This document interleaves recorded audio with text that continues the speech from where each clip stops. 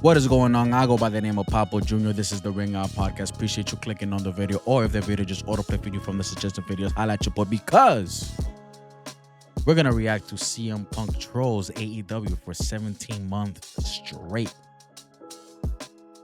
He said it on the Ariel Helwani interview. AEW is not a business. It's nothing but a video game, an exhibition, and all that. They're just there to have fun. That's all it is. Fuck your storylines. We're gonna have tournaments, great wrestling, this guy versus this guy, and then we're gonna bring this guy from this fucking promotion, bring it over here to face one of our guys, and then we're gonna bring this girl to face this girl. They can't wrestle, but fuck it. Put them in there because we love them. They're nice people. You should give them a chance. They're not that good, but that's okay. That's okay. We'll put them next week and we'll give them another chance and waste a lot of people's fucking time. I haven't watched Dynamite since January, bro. I don't fucking miss it. I don't miss it at all, bro. I'm fine. I wanted to do better, but there's nothing interesting about the product. I'm sorry. If you don't like it, don't watch. I don't watch it. But I can react to shits like this. Shout out to Pro Wrestling Bits. Yes, sir. Pro Wrestling Bits, man.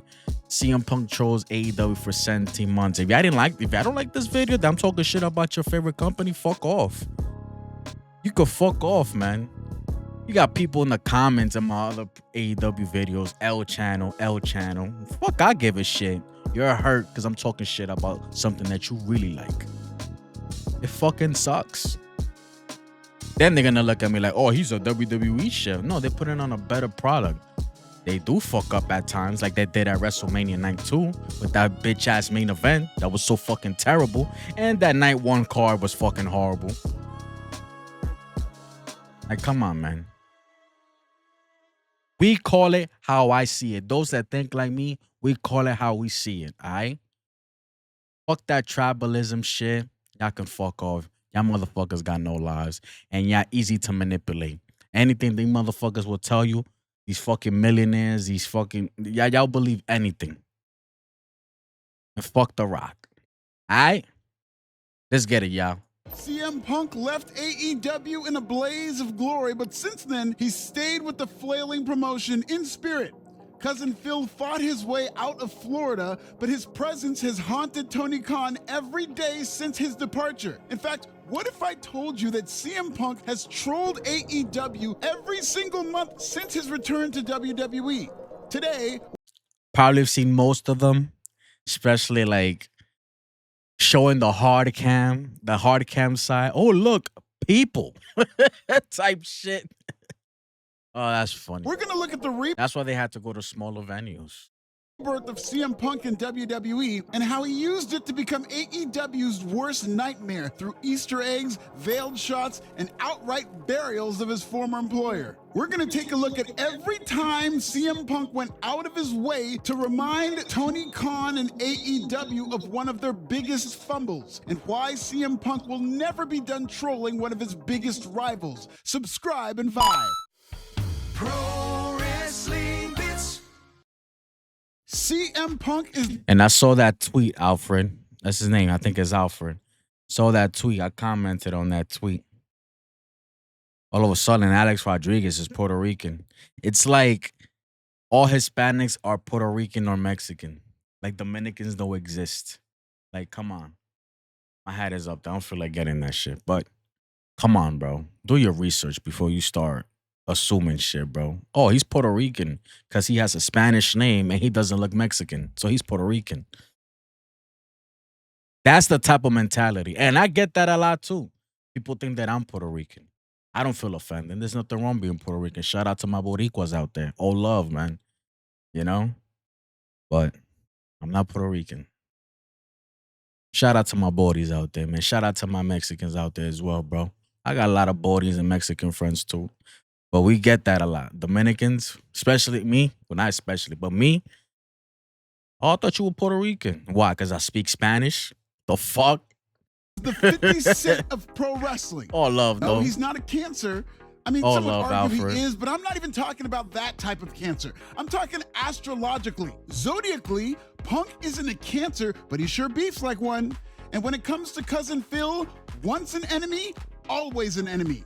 Unless you're WWE and 10 years go by, but you get it. CM Punk was fired from AEW in September of 2023 after a biblical series of backstage fights with the Young Bucks and Jack Perry and a shoot promo at the all-out media scrum in between. Punk's feud with AEW is more interesting than just about anything that happens on Dynamite these days, unless you're timeless or you hurt people. Shouts to Max Caster and Ricochet too, more specifically Twitter Ricky. But let's go back to the night after Survivor Series, when CM Punk made his unlikely return to WWE. Punk cut a welcome back promo on Raw that touched on his AEW departure, with Punk calling himself the most dangerous man in the industry. WWE lives in its own world and rarely makes references to the industry as a whole. Because in Stanford, WWE is the industry. Punk's line was a passive shot at AEW, with Punk referring to his various fisticuffs against Jack Perry and the EVPs. Punk signed off on his promo with a victory lap, similar to the Young Bucks' now infamous victory lap of their own the night CM Punk was fired at Collision and inside a building that was emptier than Tony Khan's notepad during a creative meeting. The next month, CM Punk made his return to SmackDown. That December, Punk once again made a reference to his pugnacity with a tongue-in-cheek comment about punching people in the face. And I don't know who would feel comfortable working with somebody who randomly just punches people in the face backstage. I mean, it's 2023, ladies and gentlemen. You just can't be doing stuff like that. That's insane. Despite how hard this landed on the internet, mainstream wrestling fans in the building didn't react to this barb at all. Because they're casuals, bro. They're WWE fans. That's all they watch. That's all they care about. WWE, nothing else. They don't know shit about AEW, New Japan, AAA, CMLL, MLW, PWG. Well, that shit's dead. TNA, maybe. And they don't care about that. WWE, and that's it. This was further proof that outside of subreddits and comment sections, not a lot of people follow AEW like that. Therefore, most references to CM Punk's backstage shenanigans in All Elite outhouses They don't fell know on deaf shit. ears. In January of 2024, right before the Royal Rumble, This is another example. Look when Aleister Black came back. He didn't get that reaction we expected that he was going to get. We heard a little pop, a little pop. But that's it. The whole fucking arena didn't go crazy for Aleister Black. Like, oh, shit, he back. Nah. We got a lot of new WWE fans out here. There's a new fucking generation of fans, bro, that come into, go to these live events, man. So they don't know a lot of shit, bro. Cody Rhodes referred to Punk's attempt at a revolution, only to take credit for the revolution Rhodes started in AEW. Without directly mentioning AEW, Cody Rhodes said he was more CM Punk than Phil Brooks, because instead of disappearing for 7 years after his WWE exit, Cody started his own company and changed the business altogether. Bars. This was actually one of the best promo exchanges of the modern wrestling era, and I truly believe that Punk and Cody going back and forth will stand the test of time as one of the all-time great promo battles during WrestleMania season. WrestleMania was in Las Vegas this year, and last February, an injured CM Punk appeared on a WWE panel to speak truth to violence, ahead of a course-correcting press conference after fans rejected The Rock's attempt to replace Cody Rhodes in the WrestleMania main event. CM Punk begged anybody to punch Rock in the face. At this point, I don't gotta remind you as to why CM Punk would ask for this type of violence, but in the end, Punk basically got his wish after Cody Rhodes slapped the shit out of Dwayne. Close enough. The brilliance of WWE booking CM Punk throughout his triceps injury is he didn't just disappear off TV like most injured talent in AEW, or for that matter, most healthy talent in AEW. Cousin Phil wasn't benched. Instead, WWE realized that one of Punk's most effective body parts was his mouth. Pause. And despite being on the shelf, Punk's all-world oratorial skills remained at 100%. We just got you back, and then you already heard, and we're paying you. Your ass is gonna be used, bro. That mic, use that mic. Grab a mic. That's it. That's all you need right now. Until you get better. Hometown of Chicago on the March 25th broadcast of Raw, CM Punk came for The Rock, Man, I heard he Seth Rollins, and Drew McIntyre, who we'll get to soon enough.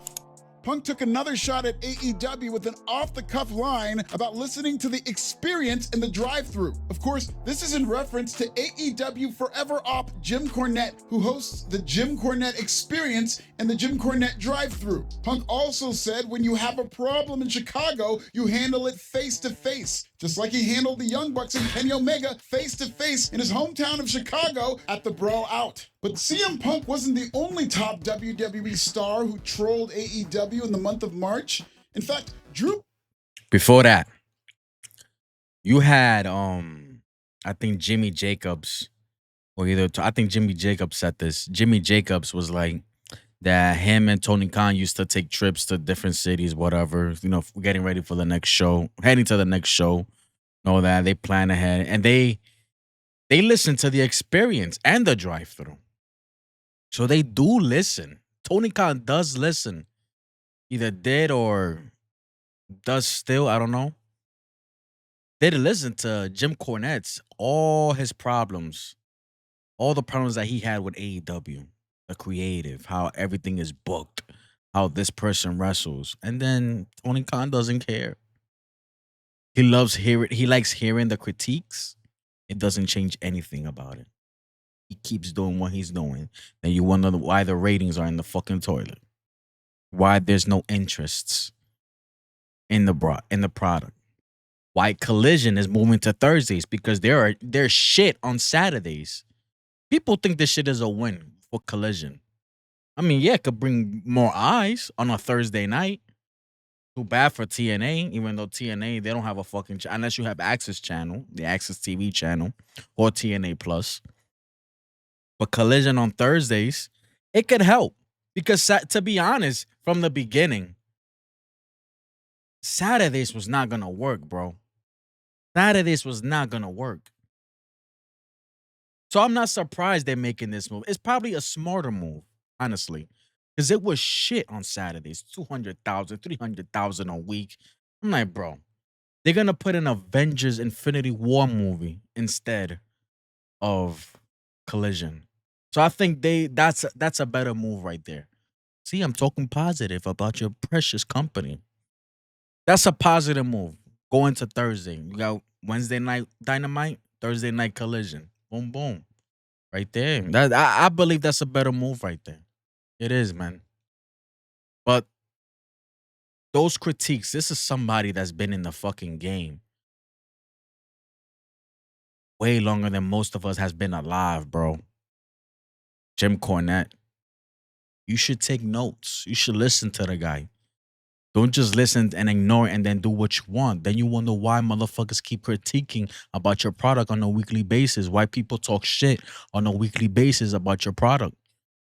And then you got people defending. If you don't like it, don't watch. Then you're like your intelligence to be insulted. You're a fucking dumbass, bro. Because your favorite show could be way better than what it is right now. But y'all just like stupidity, bro. They're just like nonsense. Y'all don't like logic.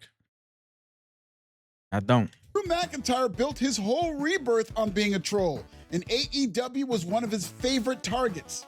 At the beginning of his own victory lap after injuring CM Punk, McIntyre appeared outside of Mindy's Bakery ahead of Raw's return to Chicago last March. He's the king of the socials. Drew McIntyre was scarfing down in between his scathing comments about the elite Colt Cabana and AEW. But Drew McIntyre didn't become a star by leaving well enough alone. In addition to his social media video at Mindy's, McIntyre made another social media post working out to Cry Me a River. Yeah, you better not play that shit. I saw this video though. A phrase straight out of Jack Perry's mouth that sparked the brawl in.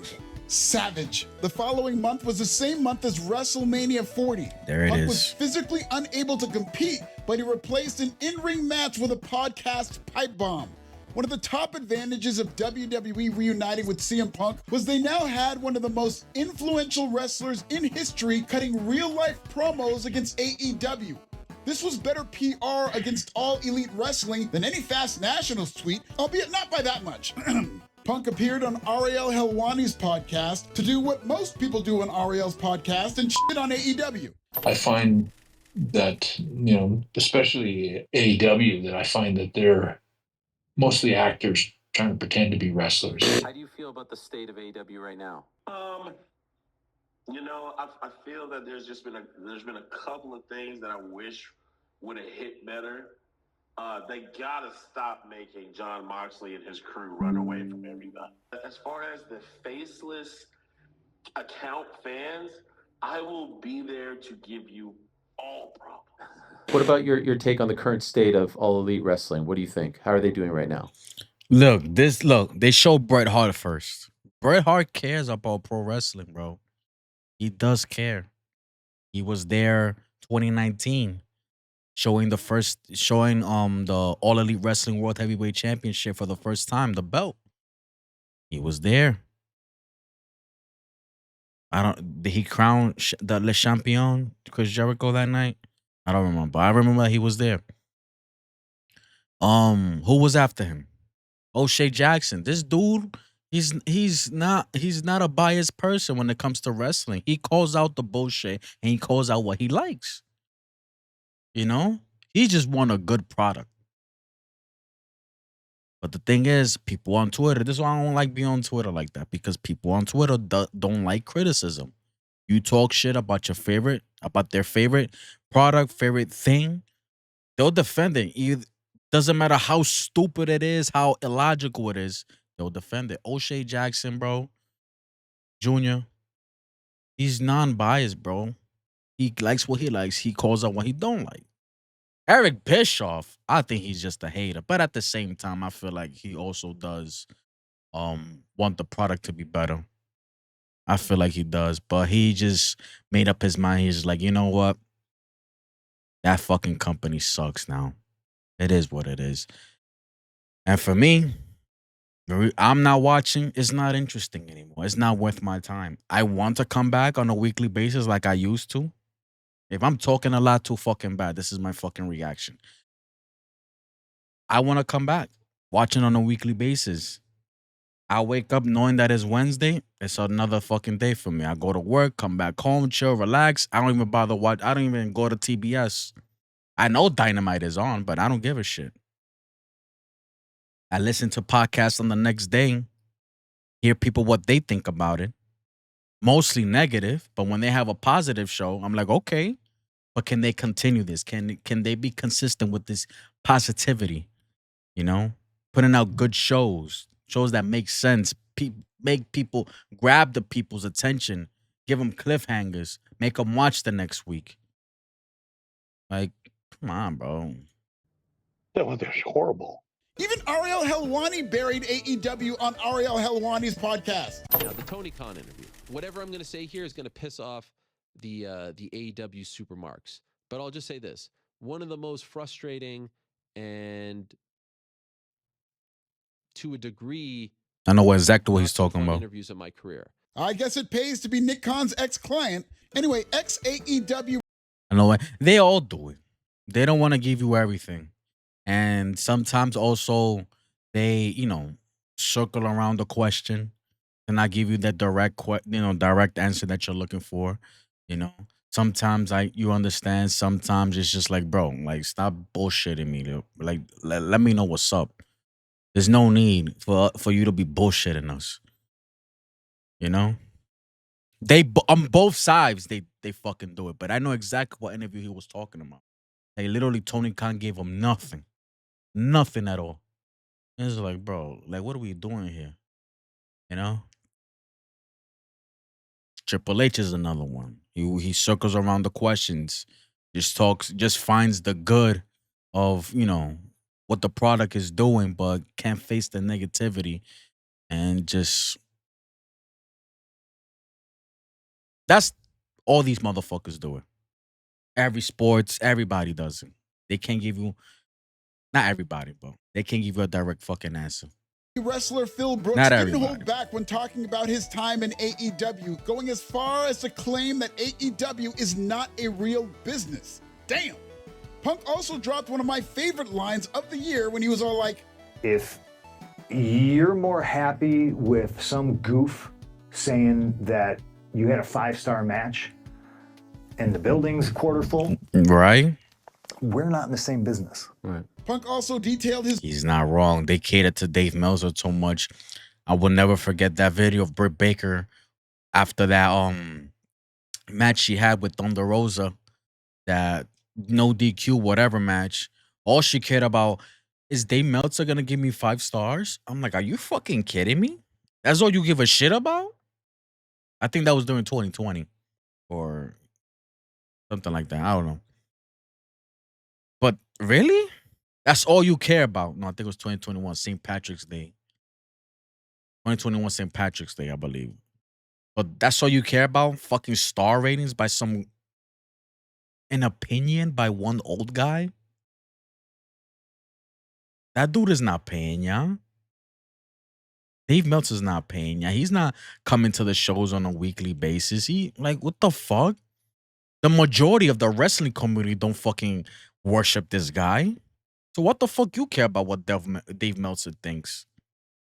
Like, the hell? his backstage fight with Jack Perry at All In, saying he didn't punch anybody, he just choked him a little bit. This sparked a full-on crash out from AEW, who felt compelled to show the this right here, this dumbass footage that they wanted to air. They thought they were cool. They thought they were doing something with this. Oh, we're gonna blow up the fucking, we're gonna set the wrestling world on fire with this one. Yeah. Yeah, you turn these motherfuckers away like myself. I'm good. That was the last time they hit 800,000 in the ratings. The last time. This was April 2024. That was the last time. It's been over a year already. They still haven't hit a mil. They still haven't hit 800. They've been stuck at 750, then going down to 650, 600, 550. Now they're stuck in 650, 700. Like, they thought they were cool, bro. These are geeks with money. These are the geeks that you see in the fucking school cafeteria, bro, and looking at the fucking popular kids wishing they were them. They had the ladies, they look good, they clean, they had the fresh clothes. Like, these are the geeks with money, bro. And they think they cool, bro. Like, that's what I see. Y'all a bunch of geeks, bro. Seriously. Y'all thought y'all were doing something cool here. Nah.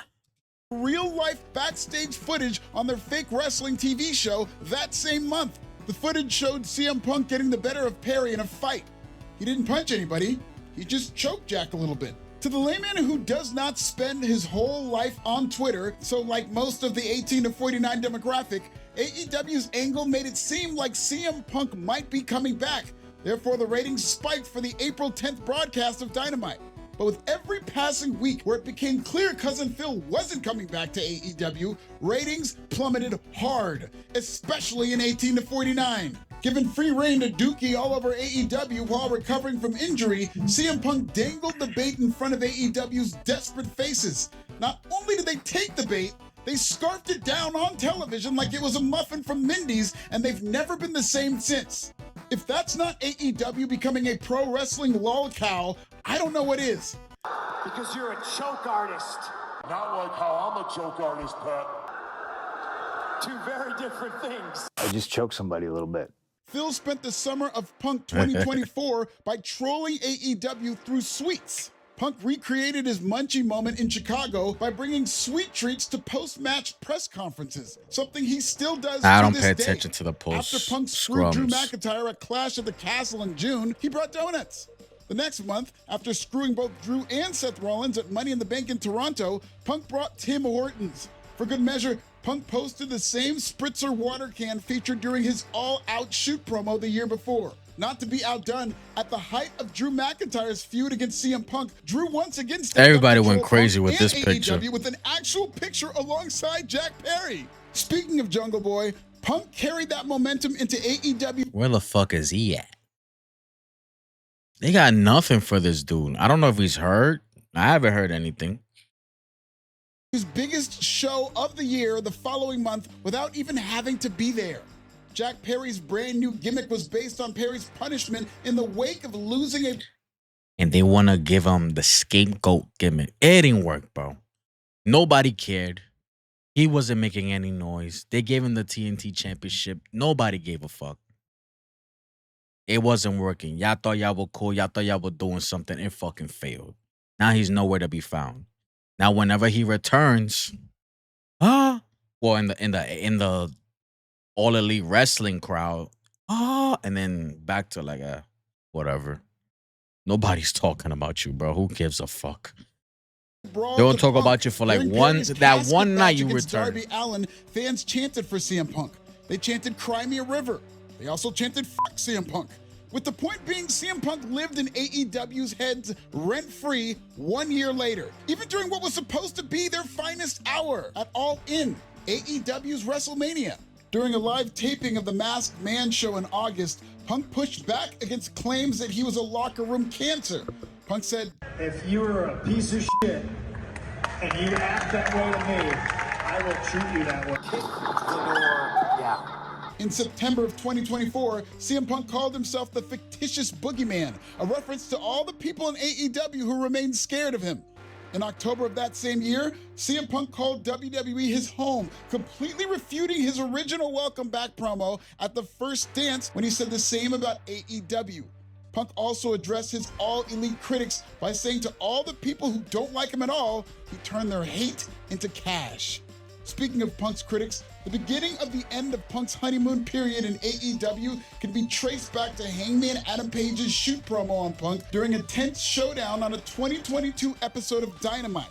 Blame Hangman. Since then, a lot of Punk's OOC comments have been targeted toward Hangman Adam Page, like his ESPN interview before his short-lived comeback to AEW. Punk once again took a shot at the Hangman recently in an interview with Peter Rosenberg when he referred to wasted matches he had in AEW. I feel like I wasted some matches on some people for sure.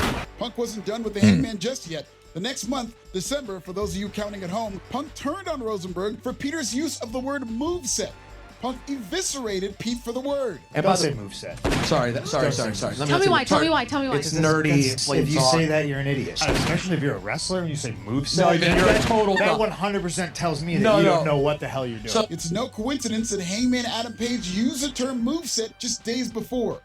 CM Punk took his trolling to one of WWE's biggest stages of all. That Hangman, like he said it himself, he will not take advice from OGs. He said he's fine.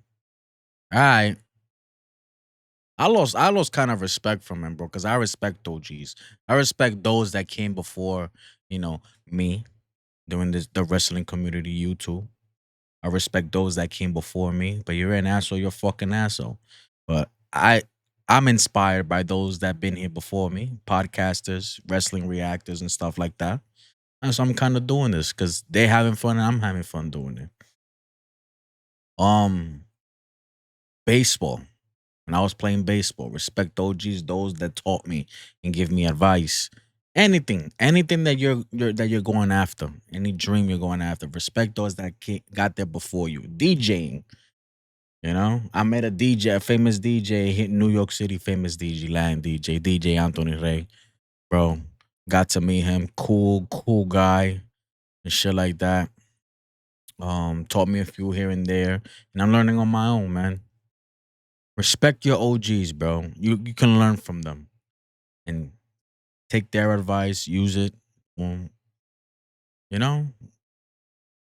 Hangman don't respect OGs. He don't give a shit.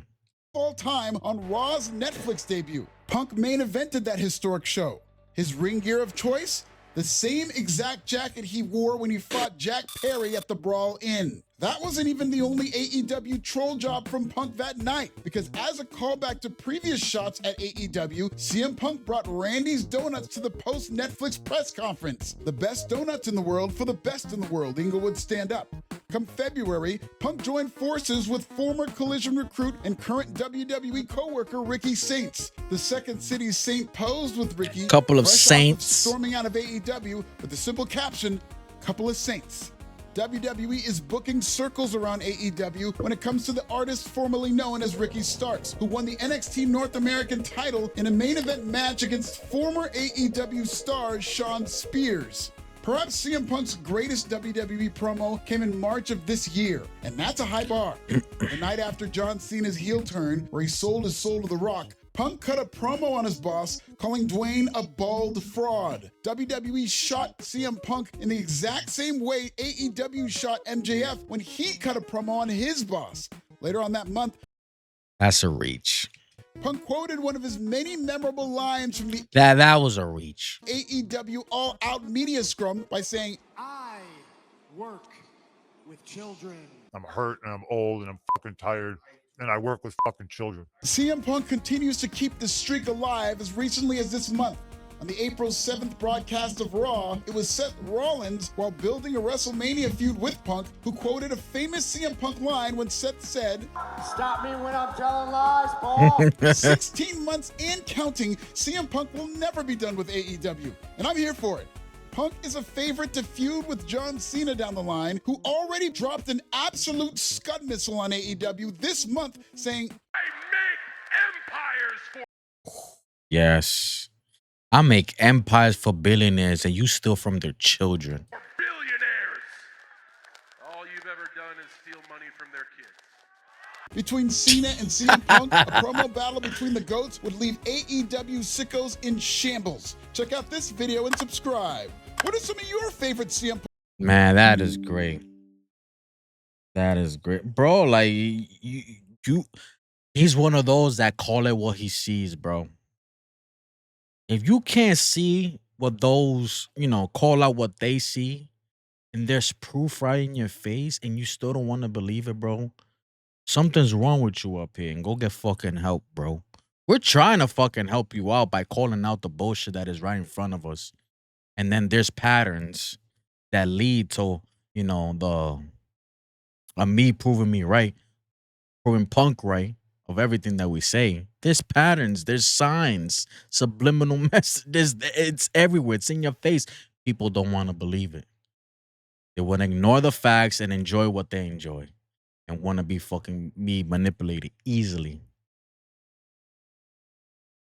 Fucking ridiculous, bro. It is what it is, bro. I'll be the fucking asshole. Appreciate it if you made it this far into the video. Hit the like, hit the subscribe button. Comment down below. Anything else that Punk talk shit about? Any, jabs he threw out to AEW, man? Let me know in the comments, bro. Go follow Pro Wrestling Bits. Got some good content out there. And like I said before, I'm Dominican. All Hispanics are now Puerto Ricans and Mexican. Because I feel like that's what it is. But it's all love, ladies and gentlemen. Shout out to my Bodie. Shout out to my Mexicans out there, man. All love. I'm your Dominican boy over here. Papo Jr. Till next time. Goodbye. Mwah, and good night, bang. Peace.